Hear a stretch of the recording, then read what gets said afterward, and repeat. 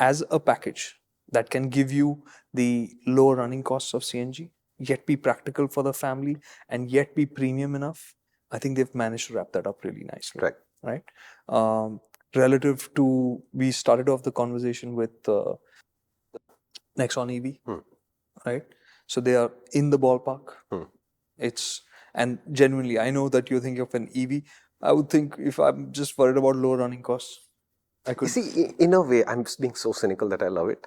In a way, the electric Nexon and the CNG are both CNGs only, you know. One is coal, not gas, and the other is compressed natural gas. Good one. Okay, I know the situation is changing, and eventually we will be a coal minority energy economy. At the moment, though, we are not. Yeah, we are not. So it's MCNG, mostly coal, not gas, and ICNG, intelligent compressed national. MCNG, oh, that would be a good one, man. Curve dot MCNG. Okay.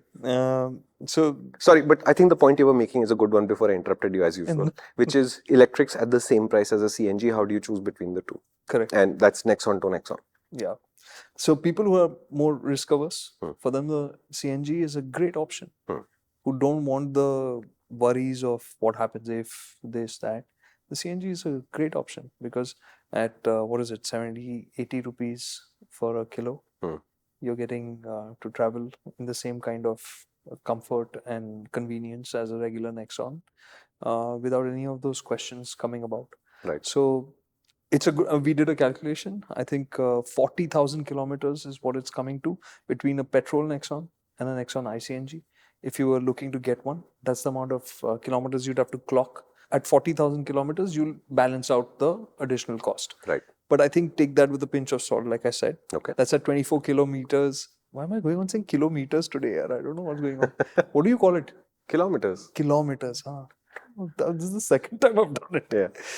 24 kilometers per kilogram. I think it'll be lower than that. So the recovery phase will be a little bit longer. So let's call it 45,000 kilometers is when the ICNG will pay for itself. Correct. So if you're calculating, will you be able to save money over the petrol? You have to look at how many years, months would it take you to get to about 45,000 kilometers. That's the point where you're hitting a break even versus the petrol. Correct. Okay. And so this is ideal for people who are typically risk averse. If you are somebody who's not so risk averse, but you are clocking a lot of kilometers, then you could very well go for the EV inside. Right. The only difference is at the same price point, the EV, you're getting the 45 now, the Nexon EV with the larger battery pack, the 45, it's available at pretty much the same price point as this top spec one, but you'll have fewer features. Like sunroofs. Yeah, ventilated seats, leatherette seats, those kind of things won't be there. But functionally, if you're thinking about it from a commercial standpoint, from an economic standpoint, and saying that I will clock a lot of kilometers, then you could very easily be going for the and Nexon what he EV. meance by risk averse, just to underline it, is not like something's going to explode or blow up or whatever. He's saying the risk of living with an electric versus the risk of living with an ICE or a CNG in the terms of we know what ICEs and CNGs do. With the electrics, there's always a little bit of a question mark about what happens after the battery warranty runs out. How much would I have to pay if the battery fails and I'm not under warranty coverage anymore? And this situation won't happen tomorrow, right? It's 5 years from now, but you're worried about it anyway. What will be the resale value of this car, which is still yet to stabilize as a thing in the Indian market, right? How much do you sell off an electric for? If all of these questions worry you, you are not ready for that risk is what he means, in which case the CNG might be a more peaceful solution for you. Correct. But if you're saying, yeah, but I can see the advantage of it, it's quiet, it's a little bit more performance, blah, blah, blah, but you're not too worried about the end stage questions, fine, go for the electric. It's the same price, more or less. and in that regard, we were just doing the research for how the EV stacks up. And the incredible part is you are getting the 45 Nexon, whatever, I think the Fearless 45 for 30,000 rupees more than the long range, right? Which is, I mean, obviously you'll go for the 45.